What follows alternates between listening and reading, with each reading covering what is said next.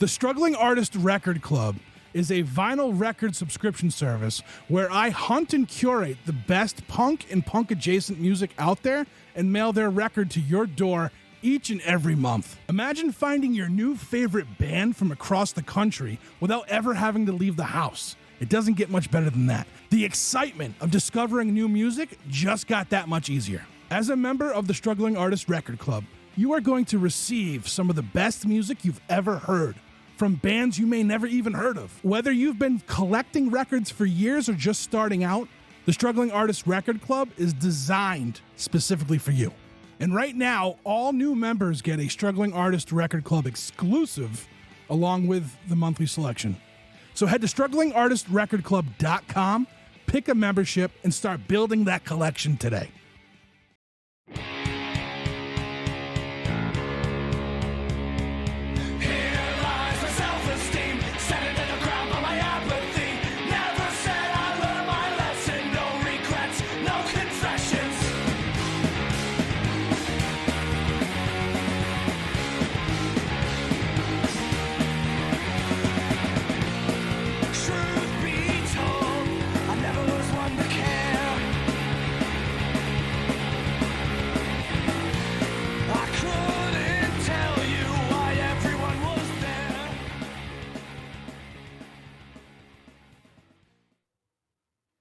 Hello, everybody. Welcome to the Struggling Artist Turntable for May of 2026.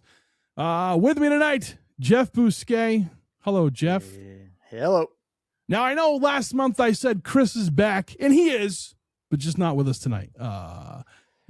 Chris had something he had to do, and it was health-wise, so, you know, I gave him the night off. I said, rest up, buddy. You know, yeah, I'm good like that. I'm good. I said, take the night off, take the month off. He's okay though, right? He's great. Okay. Yeah, he's not great, but he's in good. He's on the mend. We'll say on the mend. Yeah. He actually today we texted and he said that maybe we'll do chopping it up later in the week. So that's good that he can get back out to the office and everything, you know. So yeah. But the chopping it up that I recorded last week was with Ario Rad. So if you're a patron, that's coming out. Well, that will be out by the time you hear this. But yeah, if you're not a patron, head over to patreon.com/podcast TSA and join so you can listen to Chopping It Up with me. We should do one soon because I feel like our preambles before we hit record on these episodes I know. Could be their own Chopping It Up episodes usually. Yeah. We go for, especially when Chris is with us too, we go for like a half an hour before we even record. I know. But this is not Chopping It Up. This is the Struggling Artist Turntable, where we get together every month and we bring music recommendations for you. Typically they're all on Bandcamp because that's where you can, you know, give an artist money. Matt Ricks, fuck off. All I see now in my YouTube algorithms are videos about him shitting on Bandcamp and how it's not for the artist and blah, blah, blah, blah, blah, blah. And I'm like, listen, like it's and I think maybe either the algorithm is just sending those videos to me or he's like doubling down on his fucking disdain for that company. So I don't know, who knows, but you know, it's not Spotify. You know, it's not Spotify. Listen, we have an artist this week that is not on Bandcamp, and we definitely need. We have two. We definitely promote just supporting independent artists. That's all. Wherever you need to get it from, wherever you need to get the music from, just do that. Even if it's on, even if we have to, like I always say, even if you have a streaming service, which most of us do, you can still buy records from artists directly. So, I subscribed to a new service today. We'll talk about that when we get to the X Factor because that was why I had to do it. So, but yeah. So this month, we usually do a what do we call it? What is that called? Not a pool. What is it called? A poll. Poll. Jesus Christ. It's been a long week. It's Monday. We do a poll. But last month we didn't, and then this month we forgot to ask picks or whatever, and then Jeff had an idea. Jeff came to us with an idea. It was like the next day, right? The day after we recorded that, right? Yeah, I just when I hear an artist that I really like, I'm like, how can we how can we justify bringing this artist with our X Factor? It's happened over the past few months, on a few occasions. But yeah, I was like, can we just do protest music this month, which I think is pretty relevant anyway. I don't think we really need to take a poll. So yeah, no, I think you're right there. So that's what we went with. And Jeff and I, we have some stuff to talk about. So, but before we get started with that, we always go through a local pick. But before that, how are you, Jeff? Well, all things considered, I'm just waiting for that weather to tick up like a few more degrees, man. Like it's just got to get like over 70. Like I have this threshold where I'm like, yeah, the sun is shining, it's nice, whatever, but like my bones won't feel right until like it just kicks over 70. And it was over 70 today. Then I'm like, I can relax. It really, well, it may have been somewhere. It wasn't here, but I was in bed. I feel like these last 2 weeks, it won't even get above 60. It's like just hitting the like low 50s every day, and the sun is shining, so it's like warm when you're in the sun. But you know what I mean, where it's just that frustrating time of year where like I just get there, just get warm. Like I just want to be able to walk outside in shorts and a t-shirt, and then like my whole body like relaxes. And then we had that one week where it was like 80 degrees. Yeah, right? We got to tease the fall spring, as we call it. Yeah, I think we talked about it on this, didn't we? Because I was pissed off that it got cold again. But so not only that, so I'll say this. I decided I was like, this was probably about not this past weekend, the weekend before. I said, you know what? Because it was kind of chilly. I'm like, I'm gonna go buy pellets before I can't get them anymore because I have a pellet stove. And I know, and you can just keep them for next year if you have extra. Yeah, I don't know. Yeah. Sometimes I think they go bad, but it depends if moisture can get in it or not. But yeah, so I refuse to pay for oil at the moment, right? So I'm like, nope, not going to do that. I'm not going to go spend $500 to have 100 gallons and whatever the fuck. So I went to Home Depot and I was like, I don't know, they might be gone after this week, so I'm going to buy 10 bags. And by like the beginning of last week, I was like, what the fuck? What am I going to do? Because I only used like 2 of them, right? And I'm like, what am I going to do with all these bags of fucking pellets? Like, I have no place to store them, blah, blah, blah.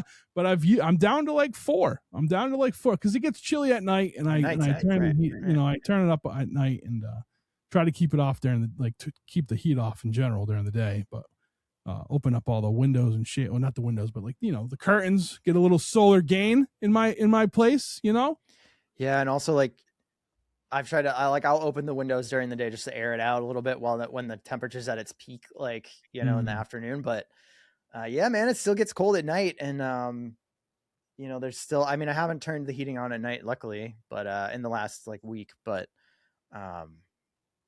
there were like just even last week, there were a few mornings where I was still kicking it on before I got out of bed. Mm-hmm. I have a little remote for it, so I can sit in bed and like turn it on. But very, very bougie life I live, I guess. But I'll be in bed, be like, I'm turning that shit on before I get out of this bed. I don't want it's freezing in the morning. Yeah, it is. I don't know what time you get up, but I get up at 4:15 in the morning every day, and I got up when I left for work last Monday. My windshield was like still frosted. I was like to the point where I didn't realize it was that bad, and I turned my windshield wipers on, and it like ripped one of the strips off my windshield wiper. Oh, yeah. I feel like I just wanted to hit over that threshold, and then like we're almost there.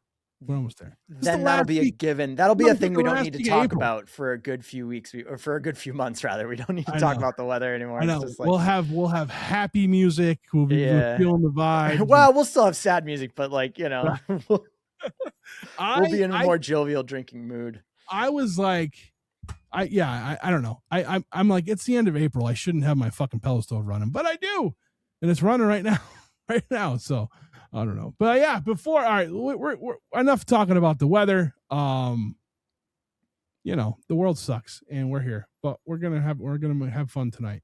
But we're gonna take a quick break, and when we come back, we're gonna talk about our local picks for May of 2026. How do we do a protest exit?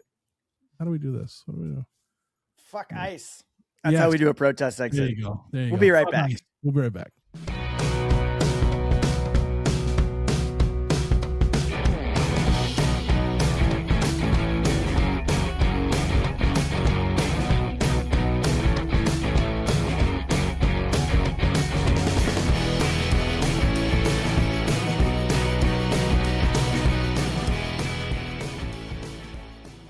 And we're back with our local picks for May of 2026. Yeah, this was fun. Jeff, you brought a band that I never heard of before. So let's talk about it real quick. So I'm going first with my local. I believe it is supposed to be stylized, or it's supposed to be said going to jail. It is stylized going to jail. I don't know any of these people personally. I don't think I may have met some of them. I'm not sure. But they're cool. They're kind of like an indie mathy, emo-ish alternative band from Boston. I had heard of their name several times, but I had not heard them directly, or like I don't think I had seen them play. Maybe once at the Rockwell a while back, maybe if they did a Nice Fest or something like that. But I knew of them, but they just happened to come across my Instagram feed, and I was like, oh, that'd be a good local choice for this month. Their most recent, they haven't put anything out recently, and so I don't know if they're still active right now. But they did a compilation record called Fauna with Gollylagging and Dino Gala. Also played at the Rockwell when I worked there a couple of times, so I met those guys. Going to jail, I don't remember if they did or not, but so I chose to bring they did a nice little EP from 2022 that is called Ragweed, and this EP is not, I could not find this on Bandcamp, but I did find it on streaming. I found it on Tidal, so it's probably on Spotify as well, and Apple Music. But it's it's a 4-track EP. It's got like a really cool sound. The guitar work is really great, really incredible on it. Just again, like kind of I think of a lot of different styles like this as like a little refreshing for Boston, whereas like just anything that is not the codified, like, Celtic punk sound for me is always just like kind of pleasant when I'm like, oh, but it's a Boston band. I don't have too much else to say about it except that it was a fun listen. I am bummed that I don't know exactly how like you would go about buying a copy of it to support them directly. But again, I don't know if they're still active, but every once in a while we do bring bands that are like not currently active anymore, but just a really good listen. So go check it out if you have a chance to. Right on. Yeah. So I there's something here. I don't know. Maybe it's my age showing, but with when I hear music like this, and it's definitely like so indie is like the term, but like to me, I would call it pure alternative. Like it's just alternative music, and that's great. It reminds me of like The Cure meets the Eels, or Eels. I think there's no it's just Eels. It's got a good combination of that. Now the first track, maybe it's all of it. The vocal, like there's a vocal effect in it, and I've heard it in other bands that either are alternative or indie or whatever. And I don't know what that's called. Do you know what I'm talking about or no? I know you'd have to describe it. Yeah, I don't know. It's not. I don't think it's like. It's like, I don't know. It's not quite like reverb, but it's just sounds a little different. I don't know. It just to me, I've always, any kind of like independent or alternative music, like I feel like it's like a stable to do that. You know what I mean? Like it's just one of those things. Now I don't remember hearing it throughout the whole thing. And again, this is something like I remember The Cure did it, probably like one of the first. I think what you're describing is probably most likely a version of a delay effect. So probably like a slapback or like a fuzzy delay kind of thing. That's exactly it. Yeah. It's like a little fuzzy vocals. Yeah. It's like an overdriven slapback, something like that. Yeah. This was good. I listened to it a few times. So I, like you said, it wasn't on Bandcamp. I tried everything in my power to hunt this thing down, that without hitting a streaming service, because like I just don't really care for those, mainly because here's the thing.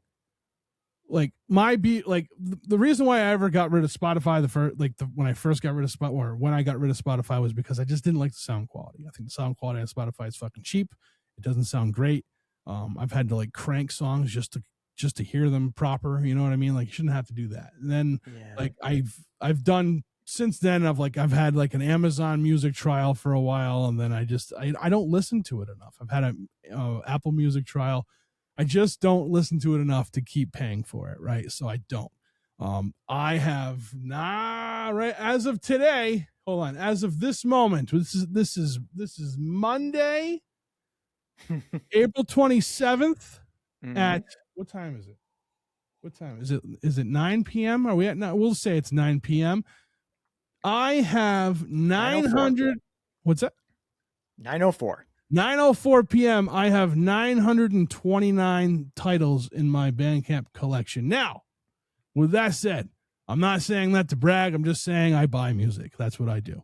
And I think if I need to buy a digital download for something, the best way so that the artist gets the money is if I go through Bandcamp. So that's what I do. I couldn't find this album anywhere. So I today, on my way home from work, joined Tidal. Subscribe to Tidal. I don't understand it yet. I was able to find this album. I got to play with it. It's very similar to Spotify. They use the same. They use the same graphical. They use the same GUI. Like it's pretty much the same interface. Yeah. I thought you could buy stuff from Tidal too, but maybe I'm wrong. It's just I think you can download stuff and like play it offline if you have the subscription. But Tidal is basically a streaming service that supposedly pays artists a few more cents per stream. They treat artists a little bit better.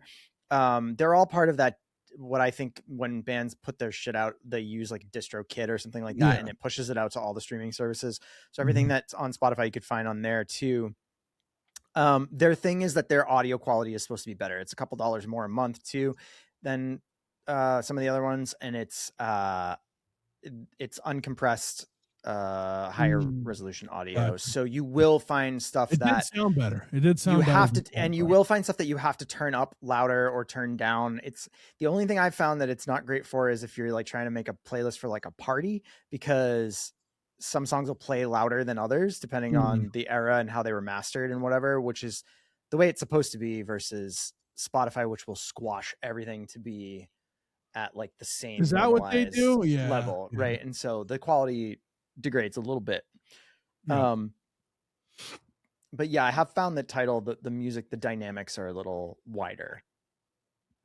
I liked it. I liked this. It was an EP, right? It was an EP. Yep.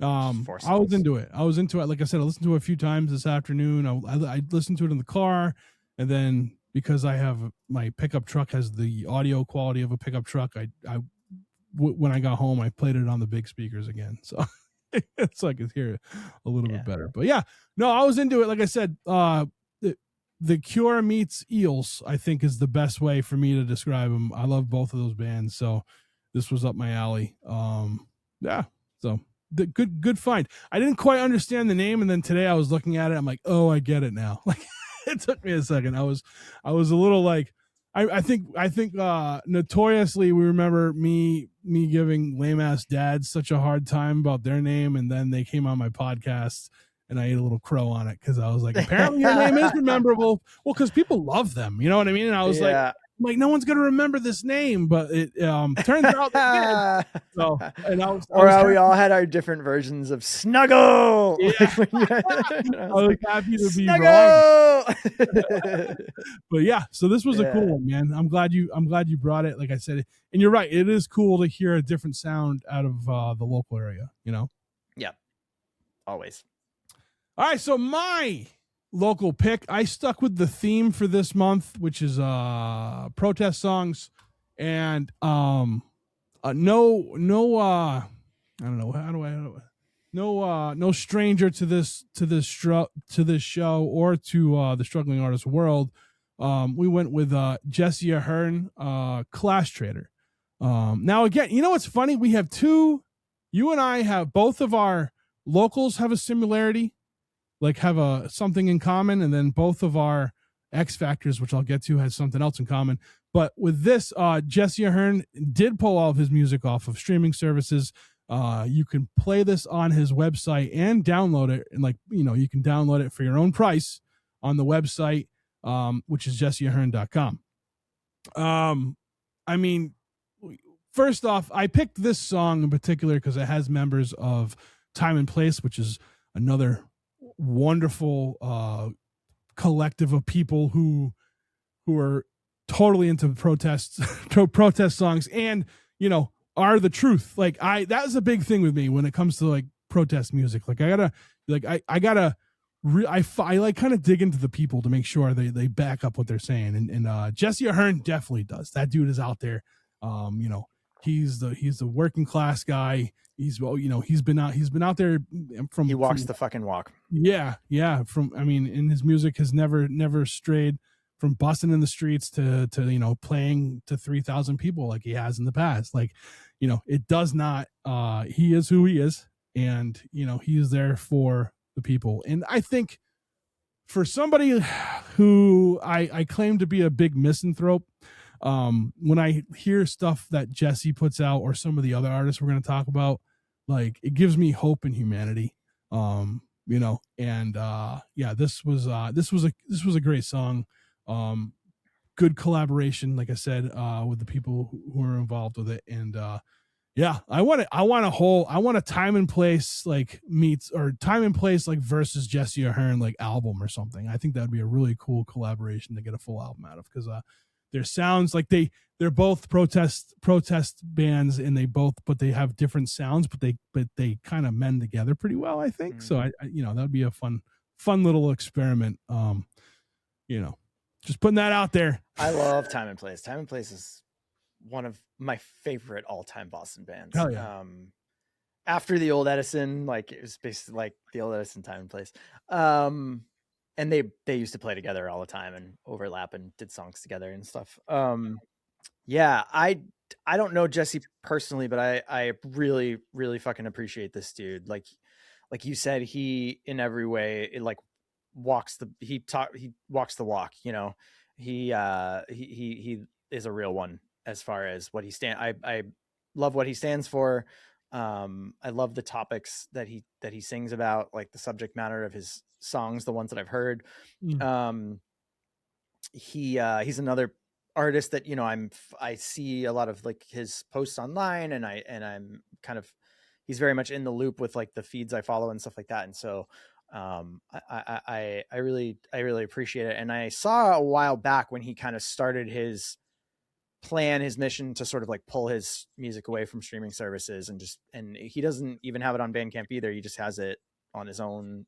He hosts his own site, and he's like, you can get the music directly from me. And I appreciate that. That's a tough thing to do, because you're fighting the masses who are so clinging to convenience, and we're so numbed, and these services and companies have us. My mom said something a while ago about, because I convinced her to cancel her Amazon Prime, and she said something about like these companies have us in a stronghold of convenience or something like that. It was like a really good, like whatever she said, like made sense, and or they have us totally like blinded by convenience or something like that. And it's true. Like, it's so easy. And I admit, as much as like the next person, when I'm in my car, I do have Tidal on my phone, and it's nice to just be able to just call up an artist and play it. I don't have to worry about it. But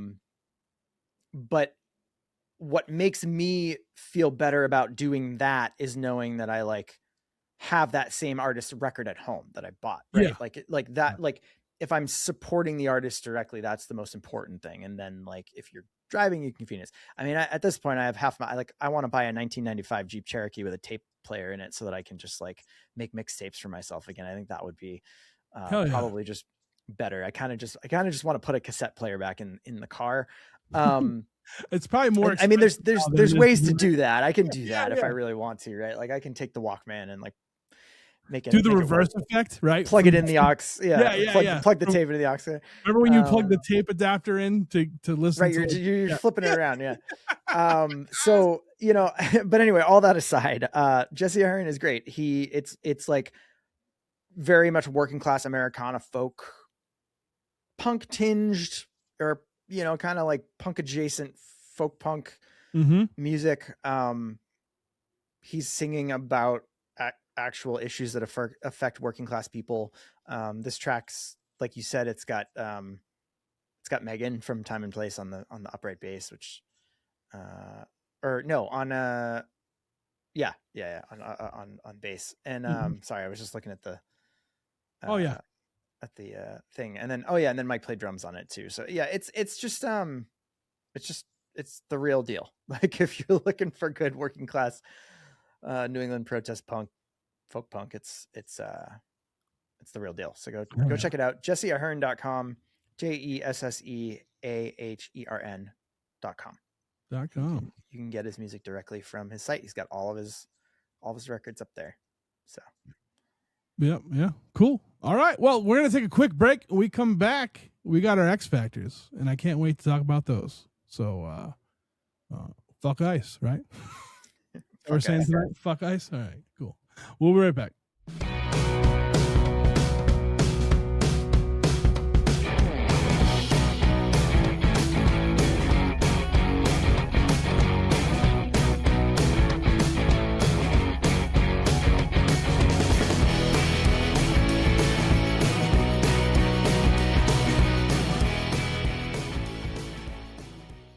And we're back with our X Factor for May of 2026. I almost said 2024. Simpler times. Part of me wishes. Times. Yeah. Our X Factor was protest music, and we each have I don't know, pretty different like aspects of what it is, but I feel like there's a big storytelling vibe between both, you know? A bunch of similarities too.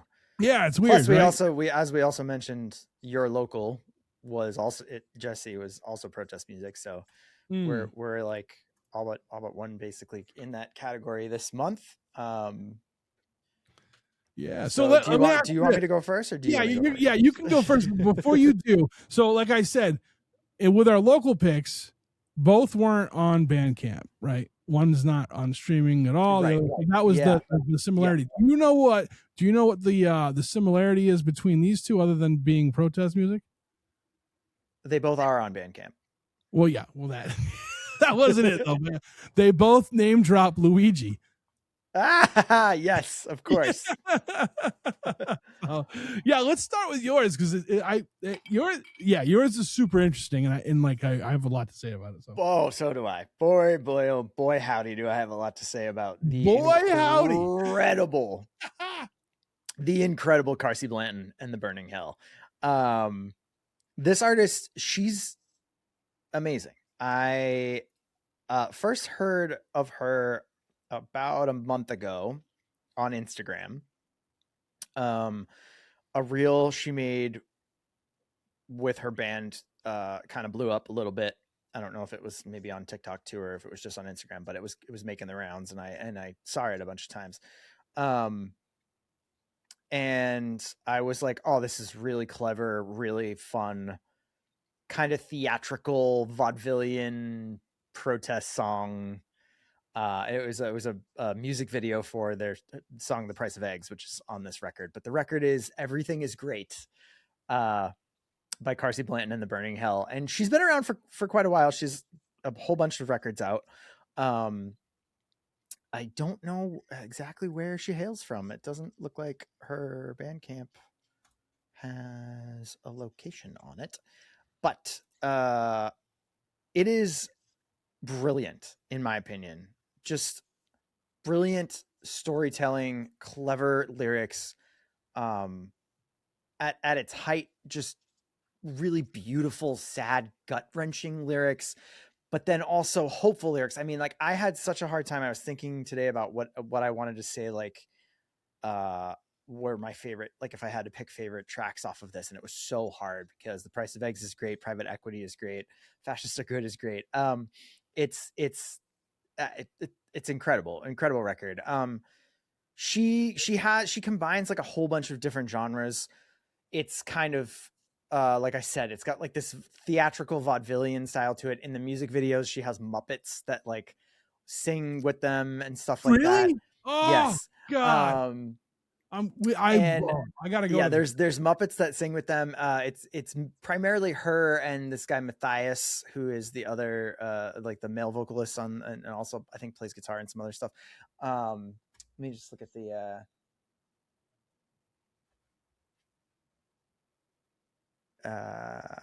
he's a Canadian artist. Mm-hmm. Left lead. Sorry, I just wanted to see. Yeah. If he was playing Matthias Korn. Com, Kom.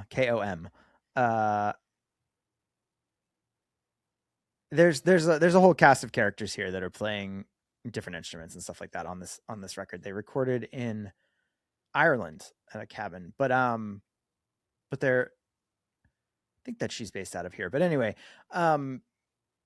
just like combines that like sort of theatrical, there's like a jazz kind of like old-timey ragtimey jazz elements to some of the songs, and then there's some songs on here that are straight up full-blown like Americana folk music, like real like dusty kind of like Southern or Midwestern style, at least that in my mind, that's like what I think of like true like rootsy folk music and like blues inspired folk music and stuff like that. And I was thinking about picking like the last two tracks, The War to End All Wars and Weary Arms, are my two favorite tracks because both of them are like these deep kind of dark sounding sad songs, but when you look at the lyrics and you listen to the lyrics, are actually hopeful. They're actually a positive, hopeful. Isn't it funny how it did that? Where like some of the more like real like depressing songs are behind like this really fun and like hip. Are actually so they have this thing where the sort of whimsical, funny, humorous. There's an incredible amount of humor in the lyrics and the cleverness with which these songs are written. I just think that like it's just brilliant critiques of everything that's going wrong in our country right now. Capitalism being number one, across the board, but specifically our country, our government, our war machine, our materialism, and how it affects you on a personal level, and themes of guilt and themes of anger and irony, and it's brilliant. And then the last two tracks, The War to End All Wars and Weary Arms, are both tracks that have a much more sad sound to them, but lyrically are actually imagining a future of hope, imagining the Weary Arms referring to the Weary Arms dealer, who is now lamenting his life being over and his heyday being over because he has no one else to sell weapons and bombs to anymore. And the War to End All Wars being like this imagining of a future sort of civil war in the United States that finally kind of overturns capitalism and the evils of capitalism, and is sad and dark, but gives hope to a new future. It's a brilliant record. I have already purchased a ticket to go and see Carsey Blanton play here in actually in Providence, because I can't make the Boston show, but I bought a ticket to the Providence show all the way in October, because I just love this so much, and I cannot wait to see her perform live. It's just hands down, cover to cover, a 10 on 10 on 10 record. Yeah. I mean, yes to everything you just said. It's one of those things too where like we have friends who do stuff like theatrically with their music, right? Like we have your friends in hell, the Mercedes Graves. I think if they, I don't know how popular this is. I don't know. Like, I've never heard of her, and this was like, I'm happy I have. I think the live performance would be absolutely amazing. And I think our friends, in those two bands that I just mentioned, would absolutely like love this for what it is. And for many reasons, but like from the theatrical kind of standpoint of it, I think it's just like,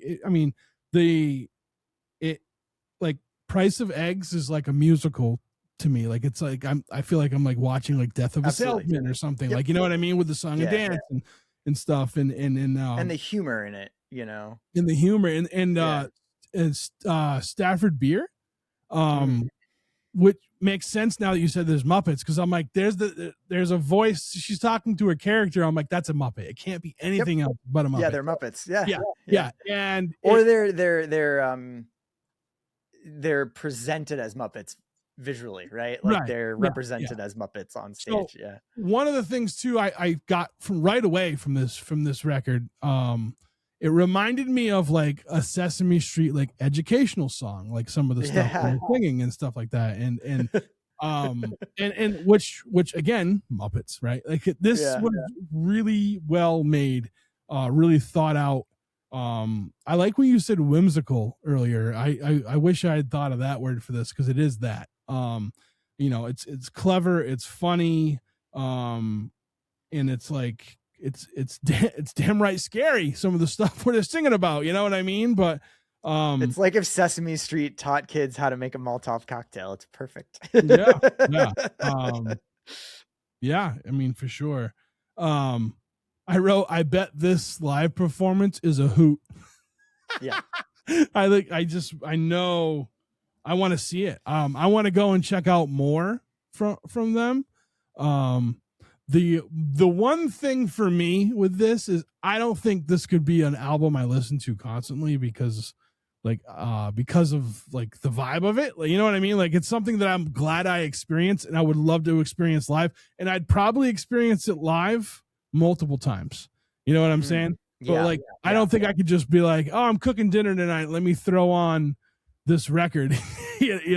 But with that said, I will say these songs are fucking catchy as hell. By the end of but my first listen, because I listened to it multiple times, my first listen, by the end of like one of the first songs, I was like humming the fucking melody. Like, they are super catchy tunes. They're earworms for sure. Yeah. This is just a total, like, just brilliantly made piece of art, and like we were saying this, and like there's I guess this was another similarity, other than they mentioned Luigi, but the storytelling is great. Like, it's set up, it's entertaining. You were saying earlier when we were talking about cassettes and streaming and like the convenience thing, like, we live in a world of instant gratification with our attention spans so small. I feel like this would be something that you would like, you pay attention to, because it's so like different and all over the place, from what like, if you're listening to something. So it reminded me too of like a while back, a couple of years ago, when I brought a record called April Smith and the Great Picture Show. Yeah, I was just about to mention that you have a knack for finding this. There was also Carsey Blanton also has a bunch of other records, so I'm really excited to check out some of her older stuff too. This record was just released on April 1st on Bandcamp. Some of the songs were on Instagram before that, but she has the Red album. I think it was volumes 1 and volumes 2. Little Flame, body of work, like going all the way back to let's see, it looks like 2009. So she's been releasing music for quite a while, and I'm really excited to dive into some of it. Yeah, I'm hoping it's in the same vein, right? Like, it's very like, it's just entertaining stuff. And when I say like this wouldn't be something I could listen to over and over, with that said, I could also like, I would play it for different people so they could hear it, and I would want to watch their reaction to it. You know what I'm saying? Like, this is something I could put on with people around, and like, I don't know. I feel like we'd all kind of vibe on it and have fun while it's on. You know what I'm saying? This is like a Rocky Horror Picture Show, but an album. Yeah, You get she what got I mean? record. She got a record that came out in 2000. I was just looking at the cast of or the credits on for instrumentation to see if I recognize anybody from the Philly area, because she's got a record that came out in 2021 called Love and Rage. So little shout out to Eric Peterson and Mischief Brew there, which is, yeah, I don't know if that's what she named it after, but that's really interesting. Yeah, man, this is just a brilliant piece of art, like you said. And I wish that like that she's playing at the Crystal Ballroom, the show that I can't make it because I'm going to be at Fest, but it's in October. And I wish that like Your Friends in Hell could open for her, you know, like, that'd be like the perfect bill, you know? Yeah. But anyway, yeah. Carsey Blanton, like I hope you listen to this, because we love you. It's just I hope incredible. so too. This is awesome. Like seriously, like honestly, like this would be something I would want to be part of. Like I would be like, oh man, I'd love to do like, do a Muppet voice for this or something. Like, it's just Trev's really good at doing Muppet voices. It's a lot of fun. It was a lot of fun. And again, like if you can take something as depressing and upsetting as our world that we're living in right now and put it out, like twist it in a way like the story and tell a story where like people are like cheerful and singing along to it. Like I said, you're talented, and again, I'm gonna check out more from her too. So yeah, that was good, man. You had a great pick, and like I said, I want you just to find these from now on. Like we should give you your own segment. Well, maybe on the radio segment I'll find a few more. Yeah, where you can like dive into one of these, like it was awesome, man. My hat's off to you for finding it, because I'm really happy that I got a chance to listen to it. So all right, well, I guess my X Factor, it's time for that. So I went with one. I've been following these folks for a while now. Actually, yeah, around this, yeah, I learned about them right around the same time, because I went to see Micah Schnabel. I forgot who was one of our friends was opening for him, and he had Vanessa Jean Speckman with him, and she did some stuff with him. And I don't know if that was the first time I was the first time I ever seen him live. So it was like a thing. And then like I saw them both, and I was like, man, these guys are talented. Like they do a lot of different things. Again, the storytelling aspect of what they do, it's great. So the album is called, I think it's Micah Schnabel and Vanessa Jean Speckman present The Great Degradation. Micah, he writes songs for the people. He writes songs about life, like true, gritty, genuine songs. He writes books. he's a phenomenal, he's just a phenomenal artist overall. Great human being. And Vanessa writes amazing as well. Vanessa, I've heard her spoken word, her poetry, her songs, like this is incredible. Some of the words that come to mind when I think of these two is like truth speakers, storytellers, and like they're both their art. They're so passionate about their art, but it's because they're passionate about humanity. They want people to strive, and they tell the stories of the people. Like I feel like some of their songs, like the general population may be uncomfortable listening to because of the stories they're telling, but it's the truth and it's what's out there. Yeah. And I think it needs to be brought to the light. And much like when I talk about Jesse, these two are the real deal. Absolutely. Real deal. A real one, true and beyond, for sure. They constantly tour. I think they recently they just moved to like the West Coast, and like they tour constantly. Like they're coming out here. Actually, they're playing with Jesse Ahern. They're all playing a show at Faces in May. So I'm gonna be there for that for sure. Hell yeah. Yeah. It's just like I don't know what else, like everything they're passionate about, they'll sing about, right? Like on this album, there's a song about Bushwick Bill, who's a hip hop artist, from the Ghetto Boys, and like it's awesome. Like it's a sweet song too. It's about Micah meeting him and everything, and like it's just, I don't know. There's just something about these two that just like I get it, and like I again give me hope in this fucking terrible world. Or people like this give me hope. Vanessa's lyrical delivery, whether she's singing or reciting poetry or whatever, is just so, it's so intense, and like she speaks with such conviction in her voice with it, like, and it just from a performative standpoint, like I find that to be really talented. Like she's really talented the way she does that, and I feel like I could give her a grocery list and she could make the delivery so, like so genuine, and it's just awesome. It's awesome stuff. Yeah, this record's awesome. I pre-ordered it when it first was announced. Still waiting for the record to come in. I think the record it's sold out now. Yeah, but the vinyl. Well, yeah. the clear smoke version of it is right. There's like a plain Yeah. black version. Right. Still, yeah. So I don't think they've shipped yet either. So like they're going to be shipping. If maybe they started shipping already, but yeah, I pre-ordered this one because like it was and then I went and bought the ticket for the 21st. I took I gotta buy that too. I took the 22nd off from work. Like it's a big to do for me, So. And they're going to be in Providence, and they're playing in Worcester, and then they're playing in New Hampshire. Like I might end up checking them out a few times. I don't know. We'll see how I do. It depends on that, that wake up time for work. Yeah, for sure. MK Naomi's playing down in Brooklyn that night, and I think I was thinking about maybe going down there with them, but it's like right after Pooza, so it's probably not going to happen. I'll probably be here, and I'll probably head out to this show.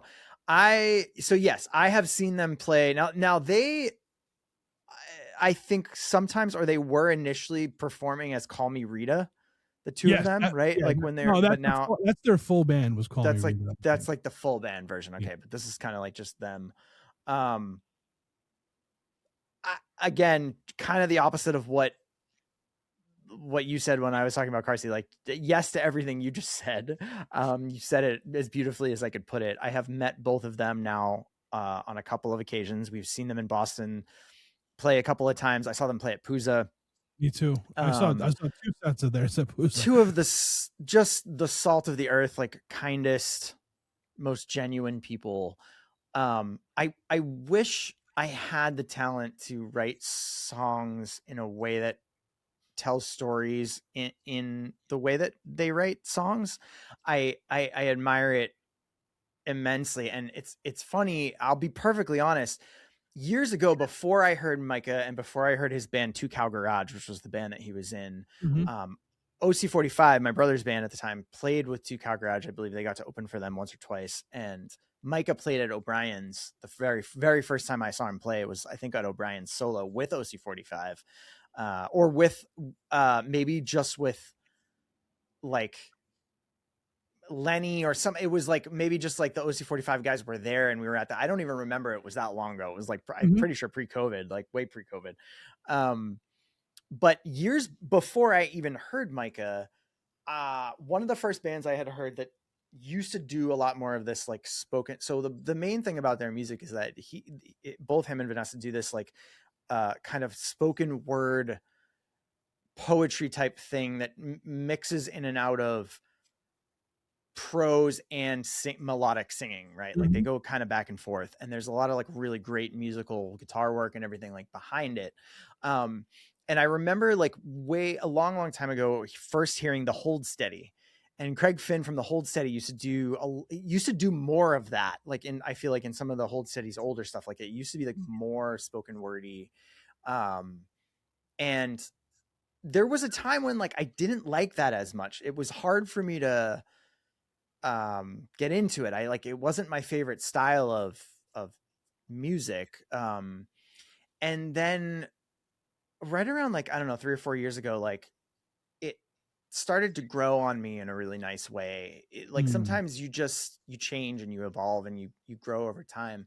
And we have friends. I mean, like Squally Green Thumb, who's put out tremendous amount of music and does a lot of charity projects and everything like that. Like Squall's partner, Jackie, is a really talented poet.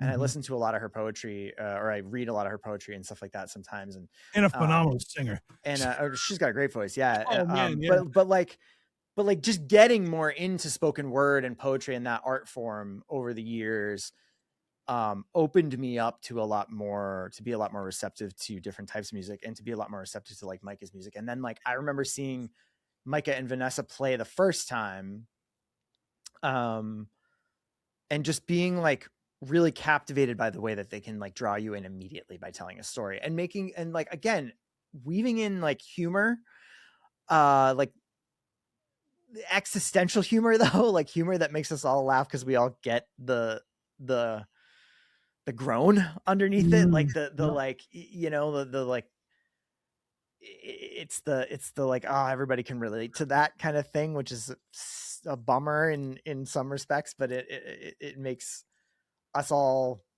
realize that we're all human and we're all connected in that, you know, in the same way. Yeah. And just watching them perform like the last 2 times was a joy. And then meeting them, and they're like I said, they're just like the nicest fucking people, kind, just the real ones, as we've said now, you know, on a few different points, but they have a way of talking about life that is extremely raw and it just like captivating to listen to. And I love the way that they actually go from really poignant spoken word pieces where you're kind of hinging on the next line, and then they'll go into songs like the No Christmas Cards for the Fascists, which is like a kick-ass fucking rock and roll, like riff going on behind it, like the beat and every, like the guitar riff and the melody, like they'll go into this regular melodic rock music, you know, almost seamlessly. And yeah, I loved that about this record. So yeah, I'm looking forward to seeing them again. It's they're a great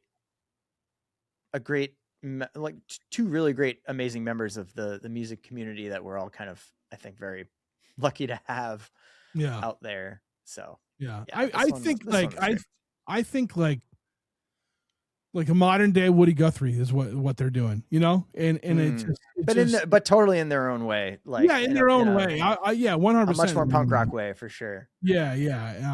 But it's just a wonderful thing. And like I said, people like this give me hope out there, and like they honestly, people like this make me want to elevate my art, you know, like make me write things in the same like in the same vein sometimes, because like there are times where I'm like, I have something to say and I just don't say it, you know what I mean, because like I just like, I don't know if it's fear or if it's like I don't think I'm smart enough, or you know what I mean. But like listening to these two, listening to Jesse Ahern, like listening to all the people that we know that are in the same world, like it really does. It makes me want to not only be a better person, but be a better artist. And, you know, and I don't know. I'm thankful for that. You know what I mean? I'm grateful, you know, 100%. So, yeah. Well, that was, right.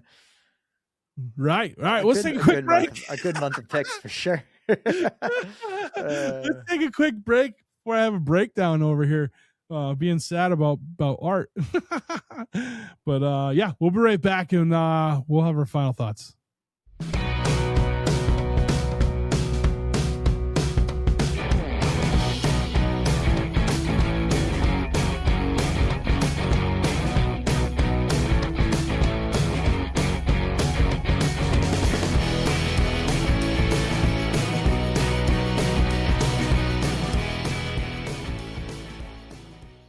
And we're back, and it's time to go. Jeff, like always, I am like amped up now, and I won't be able to sleep all night because I'm gonna be thinking about everything we just talked about. Yeah. So I think we're gonna hold off on the poll until we talk to Chris, and maybe we'll just let Chris pick June's since you and I picked the last 2 months. Yeah. Give Chris a chance to get back in the mix here. Hell yeah. Now listen, go out there and buy some music from people. Support these artists.